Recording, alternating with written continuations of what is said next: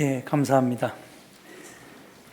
오늘의 본문 말씀은 방금 전에 읽은 이사야서 40장 26절로 31절의 말씀입니다. 원래 이 말씀은 성서일과가 다음 주일 구약 본문으로 제시한 것입니다. 그런데 다음 주일에는 외부 강사가 증언하기로 약속되어 있고요. 그리고 그분이 신약 본문을 가지고 증언하겠다고 해서 제가 오늘 이것을 본문으로 택했습니다. 그 이유는 이 본문이 저와 좀 각별한 인연이 있기 때문에 그렇습니다. 제가 전임 목회를 시작한 것이 33년 전인 1991년부터입니다. 당시에 저는 일반 대학을 졸업하자마자 한신대 신학대학원에 진학해서 또 3년간 공부하고 졸업하고 그리고 늦은 나이에 군대를 갔다가 제대해서 목회지를 찾았습니다. 그런데 어떤 교회도 저를 뽑아주지 않았습니다. 운동권 출신이라는 것이 그 이유였습니다. 그래서 반년이 넘게 목회지를 찾다가 이번이 진짜 마지막이다 이렇게 생각하고 면접을 보았습니다. 그리고 그때 사실은 하나님께 기도도 드렸습니다. 이번에도 안 뽑아주면 목회하지 말란 얘기인 줄 알고 제가 다른 일을 하겠습니다. 그래서 이제 사실은 내심 다른 일을 할까 하는 생각도 많이 했었는데 하여튼 그 목사님이 마지막 자리라고 생각하고 갔던 그 목사님께서 저를 뽑아주셨습니다. 그분이 바로 잠실중앙교회 현재 잠실희년교회라고 이름이 바뀌었는데요. 박성자 목사님이셨습니다. 제가 어제 그 잠실희년교회 홈페이지에서 보니까 거기 교회 약사가 나와 있는데 제가 전도사로 부임한 날짜가 정확하게 1991년 5월 26일이었습니다. 그런데 박 목사님께서 그 다다음 주일인 6월 9일 총회 선교 주일에 그 주일 예배 설교를 저더러 하라고 맡기셨습니다. 이 병아리 전도사가 주일 예배 설교를 준비하려니까 얼마나 부담스럽고 힘이 들었겠습니까? 그런데 당시 총회 주제가 오늘 본문의 마지막 절에 나오는 여호와를 앙망하는 자 새 힘을 얻으라였습니다. 그러니까 오늘 본문은 제 생의 첫 번째 설교 본문이었던 것입니다. 그래서 제가 이 본문이 잊혀지지가 않습니다. 당시 강단에 섰을 때 눈앞이 캄캄했던 것은 기억이 나는데 어떻게 설교했는지는 전혀 기억이 나지 않습니다. 그리고 딱 하나 기억나는 것은 예배 후에 은혜 받았다고 말한 사람은 한 명도 없었습니다. 그 대신에 목소리가 커서 좋았다는 말은 들었습니다. 하여튼 한 가지 희한한 것은 그날 이후에 제가 33년 동안 목회하면서 설교해 왔는데 이 본문으로 설교한 적이 단 한 번도 없었습니다. 그래서 이 본문을 보니까 이거 설교하고 싶다 이런 생각이 들어서 제가 오늘 본문으로 턱 택했던 것입니다. 오늘 본문이 있는 이사야서 40장부터 제2 이사야서가 시작됩니다. 학자들은 전체 66장으로 이루어진 이사야서 중에서 40장부터 55장까지를 제2 이사야서라고 부릅니다. 이 제2 이사야서는 바빌론 유배기와 그 이후를 시대적 배경으로 하고 있습니다. 당시에 남한국 유다는 바빌론 제국과의 전쟁에서 패했고 이 성도 예루살렘과 예루살렘 성전은 완전히 파괴되어 폐허가 되었습니다. 그리고 많은 백성이 포로가 되어서 바빌론에 끌려갔습니다. 아무리 둘러봐도 회복의 길은 요원하기만 했습니다. 유배지에서 모욕과 순환을 당하며 근근히 생존을 이어가던 유대인 디아스포라는 깊은 어둠 속에 잠겨 있었습니다. 희미한 빛조차 발견하기 어려운 그런 상황이었습니다. 그래서 사람들은 고통 속에서 자신들의 처지를 이렇게 탄식하며 불평했습니다. 오늘 본문인 이사야 40장 27절 하반절은 이렇게 이야기합니다. 주님께서는 나의 사정을 모르시고 하나님께서는 나의 정당한 권리를 지켜주시지 않는다. 이렇듯 하나님은 그가 선택한 백성이 처해 있는 이러한 비극에 대해서 관여하지 않고 70년간이나 침묵하셨습니다. 말이 70년이지 이 70년은 우리 민족이 겪은 일제 36년의 지배의 2배나 되는 세월이고요. 그리고 40년을 한 세대로 본다면 2세대가 지나가는 그런 세월입니다. 이 긴 세월 동안 하나님은 종적을 감추시다시피 하셨고 침묵하셨던 것입니다. 침묵하시는 하나님, 신부제의 현실이 전개되었습니다. 그런데 이런 처지는 지금 우리의 현실과 크게 다르지 않습니다. 시시때때로 우리 마음에는 하나님이 계시다면 우리의 현실은 왜 이럴까 하는 원망스러운 마음이 떠오릅니다. 공의로우신 하나님이 왜 불의한 자들을 내버려 두는지, 하나님의 심판이 왜 즉각적으로 시행되지 않는지 모르겠다고 불평하는 이들도 참으로 많습니다. 이렇듯 절망의 어둠 속에서 길을 잃은 이들을 보면서 예언자는 이렇게 말합니다. 본문 26절입니다. 너희는 고개를 들어서 저 위를 바라보아라. 누가 이 모든 별을 창조하였느냐? 바로 그분께서 천체를 수요를 세어 불러내신다. 그는 능력이 많으시고 힘이 세셔서 하나하나 이름을 불러 나오게 하시니 하나도 빠지는 일이 없다.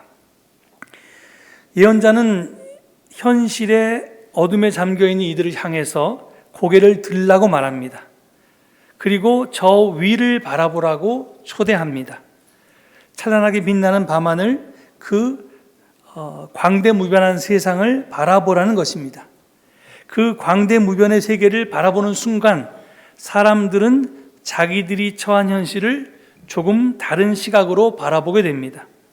그 큰 세계를 보는 순간 지금 우리를 사로잡고 있는 절망의 어둠 혹은 혼돈은 상대화될 수밖에 없습니다.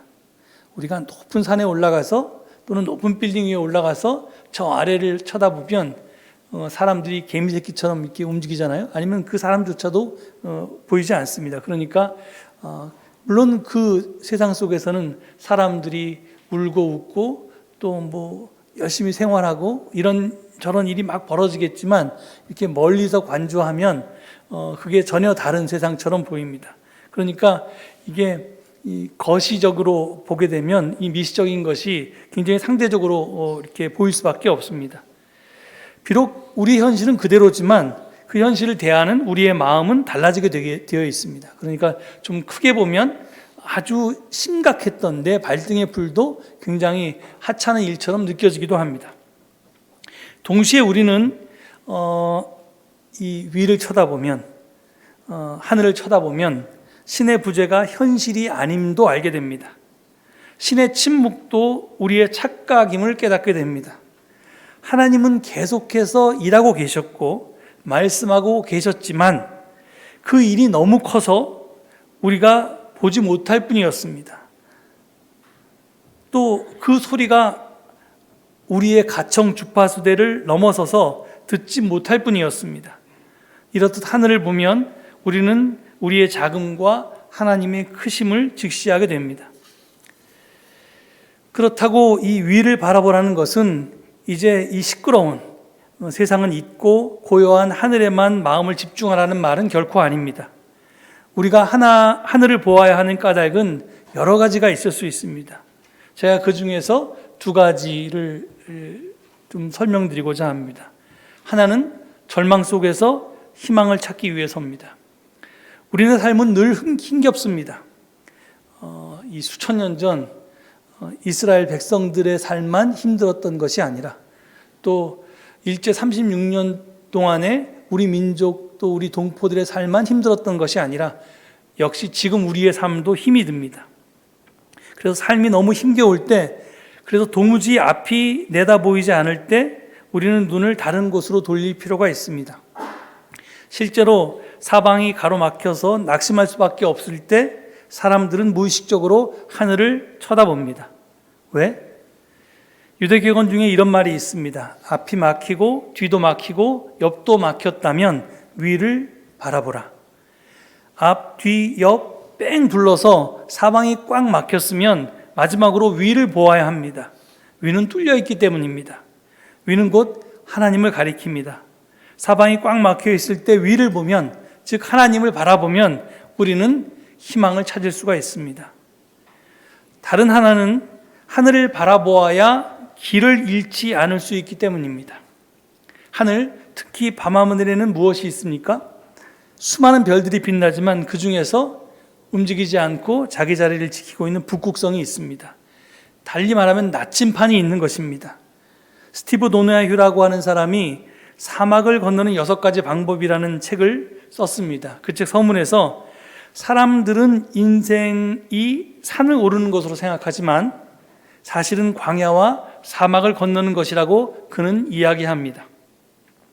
이게 우리는 내 인생의 목표가 저 정상이니까 저기까지 열심히 노력해서 가야겠다. 이 길로 가야겠다. 저 길로 가야겠다. 이렇게 하는데 이 산은 정상, 즉 그 목표가 보입니다. 그런데 사막은 목표가 보이지 않습니다. 인생이나 또는 우리의 역사는 분명한 목표가 보이는 산이라기보다는 어디로 가야 할지 모르는 사막을 더 닮았다는 것입니다. 그런데 이 사막 여행에서 가장 중요한 첫 번째 방법으로 스티브 도나휴는 지도를 따라가지 말고 나침판을 따라가야 한다고 권고합니다. 왜냐하면 사막은 항상 변하는 곳이어서 지도보다 중요한 것이 나침판이기 때문이랍니다. 그러니까 지도에 보면 여기 산이 있고 여기 강이 있고 여기 길이 있고 이 표시되어 있지만 사막은 조금 전에 있던 모래산이 바람이 불면 없어지기도 하고 이렇게 자꾸 변하기 때문에 지도를 바라보고 사막을 횡단할 수 없다는 겁니다. 사막에서 필요한 것은 나침판입니다.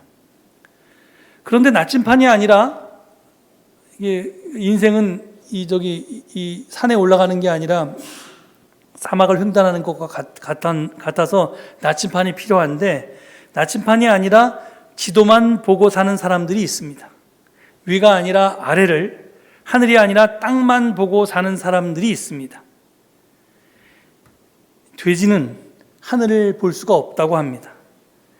돼지는 늘 땅을 파고 살다 보니까 얼굴과 목이 땅 파기에 적합하도록 발달하였고 그 결과 뻣뻣해진 고개를 들 수가 없어서 하늘을 볼 수가 없다는 것입니다.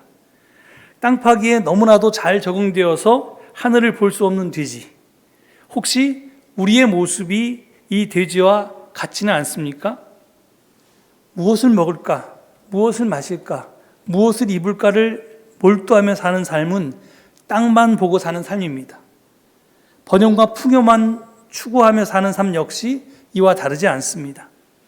번영, 풍요, 편리 등은 우리가 땅에 있는 것들을 추구하도록 만들고 그것만 있으면 충분히 행복할 것처럼 착각하게 만듭니다. 그래서 우리는 하늘을 바라보지 않고 그것들만 쫓습니다.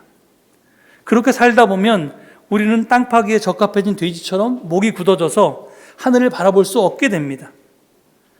골로새서 3장에 이런 말씀이 있습니다. 그러므로 여러분은 그리스도와 함께 살려주심을 받았으면 위에 있는 것들을 추구하십시오. 거기에는 그리스도께서 하나님의 오른쪽에 앉아 계십니다. 여러분은 땅에 있는 것들을 생각하지 말고 위에 있는 것들을 생각하십시오. 이 골로새서의 말씀 역시 위를 바라보라고 우리에게 권고합니다. 그런데 오늘 본문 말씀도 똑같은 이야기를 합니다. 바로 31절입니다. 오직 주님을 소망으로 삼는 사람은 새 힘을 얻으리니 이렇게 되어 있습니다. 같은 구절을 개역 성경은 오직 여호와를 앙망하는 자는 새 힘을 얻으리니 라고 번역했고요. 그리고 공동 번역은 야훼를 믿고 바라는 사람은 새 힘이 솟아나리라 라고 번역했습니다. 오직 주님을, 오직 야훼를 소망하라 또는 앙망하라, 믿고 바라라 에서 소망하라, 앙망하라, 믿고 바라라 라고 번역된 히브리어 원어는 카라인데요. 카라는 야훼에 대한 신앙을 가리키는 말입니다. 즉 오직 야훼를 앙망하라 라는 말은 야훼 하나님만 신앙하라는 말과 같은 말입니다. 야훼 하나님 아닌 다른 일체의 것을 우러르지 말라, 신앙하지 말라는 그런 뜻입니다. 나 외에 다른 신을 섬기지 말라는 십계명의 제1계명과도 연관되는 이 말은 다른 종교들과의 경쟁에서 야훼 하나님만을 앞세우는 그런 종교적인 의미뿐만이 아니라 하나님의 자리를 차지하려고 하는 모든 것에 대한 절대 거부를 뜻합니다.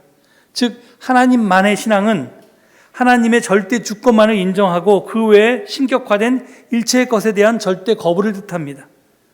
그런데 지금 우리 주변에는 얼마나 많은 것들이 하나님의 자리를 차지하고 있습니까? 얼마나 많은 것들이 신격화되어 있습니까? 어떤 사람은 물질을 섬깁니다. 돈을 섬깁니다. 어떤 사람은 힘을 섬깁니다. 권력을 섬깁니다. 어떤 사람은 명예를 섬깁니다. 이 모든 섬김이 바로 우상 숭배입니다. 이러한 우상 숭배는 단순히 숭배에 그치는 것이 아니라 그것을 바탕으로 다른 인간들을 위해 군림하는 죄를 낳게 됩니다. 물질을 독점한 자가, 권력을 독점한 자가, 명예를 차지한 자가 그것을 가지지 못한 사람들을 업신여기고 그들을 지배하고 있는 것이 바로 우리의 죄의 현실입니다.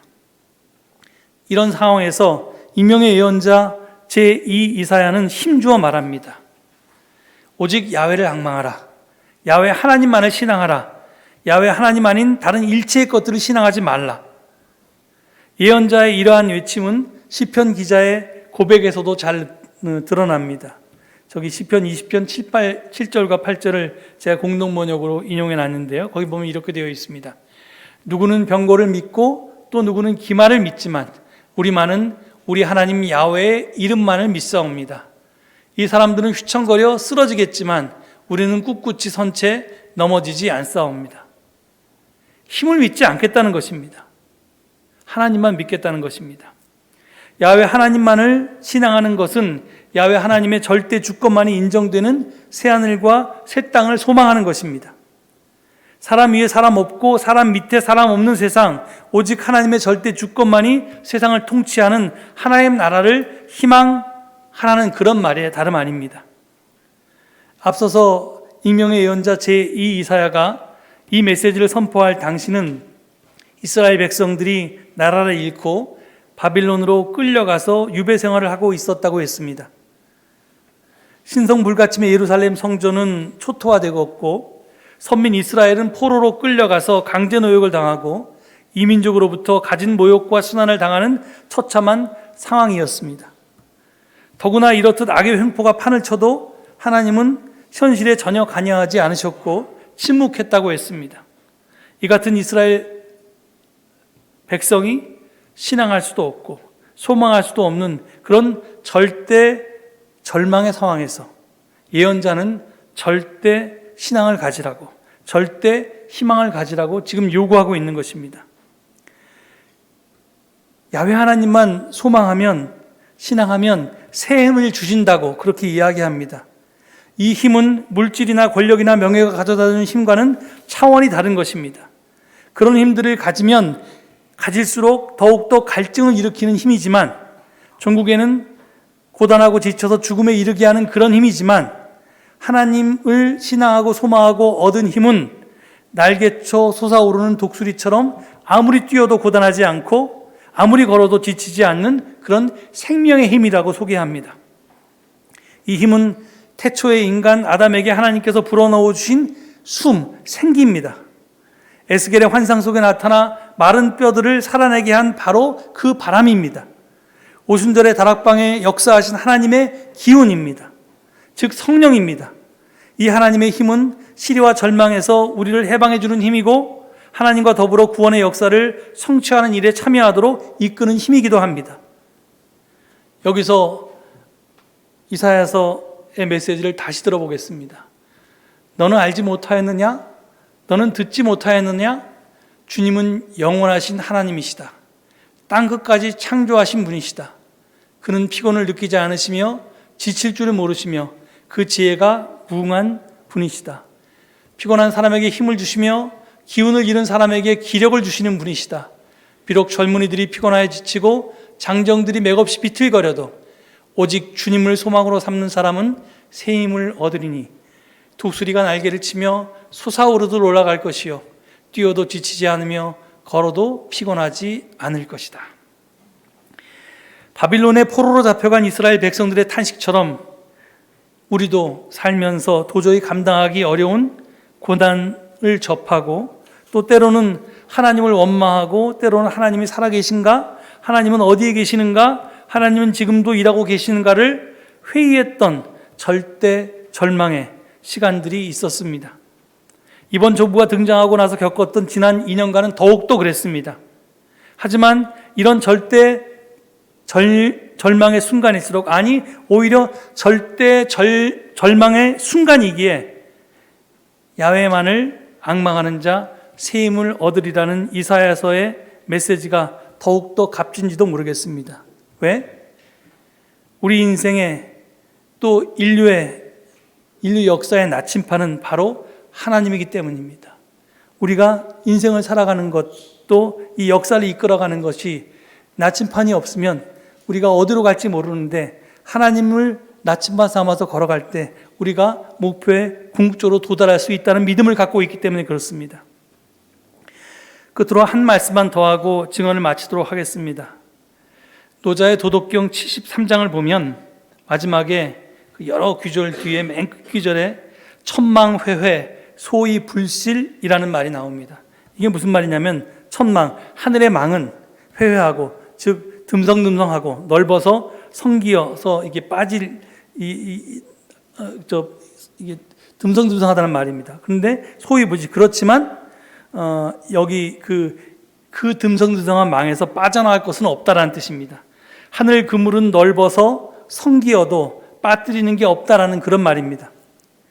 사람이 만든 법망은 촘촘해서 도무지 물샐 틈이 없어 보입니다. 하지만 언제나 빠져나갈 놈들은 다 빠져나갑니다. 그래서 무전유죄라는 말이 있습니다. 그리고 요즘에는 유검무죄, 무검유죄라는 말도 생겨났습니다. 사람이 하는 일은 다 그렇습니다. 힘이 있으면 죄를 지어도 무서울 게 없고 반대로 힘이 없으면 죄가 없어도 괜히 주눅이 듭니다. 그런데 하늘 법망은 그 코가 너무 넓어서 어디 걸릴 데가 없어 보입니다. 다 누구나 빠져나가는 것처럼 보입니다. 하지만 그 있는 것 같지도 않은 하늘 그물에서 빠져나갈 사람은 없다고 노자는 지금 이야기하는 것입니다. 오직 야훼를 앙망한다는 것은 이 진리를 꿋꿋하게 믿고 악에 굴복하지 않고 끝까지 담대하게 악과 싸우면서 기다리는 것입니다. 짧게 보면 정의가 지고 불의가 이기는 것처럼 보여도 길게 보면 절대로 그렇지가 않습니다. 그러하기에 우리는 절대 절망의 순간에도 절대 희망을 가져야만 합니다. 결국은 하늘의 정의가 강처럼 흐르게 될 것이라는 믿음을 가지고 살아야 할 것입니다. 그게 바로 기독교의 신앙입니다. 이 신앙으로 무장하시고 오직 주님을 소망으로 삼는 사람으로서 최후 승리하는 우리 모두가 될 수 있기를 간절히 축원합니다. 이 말씀 되새기시면서 잠시 침묵 가운데 기도하시겠습니다.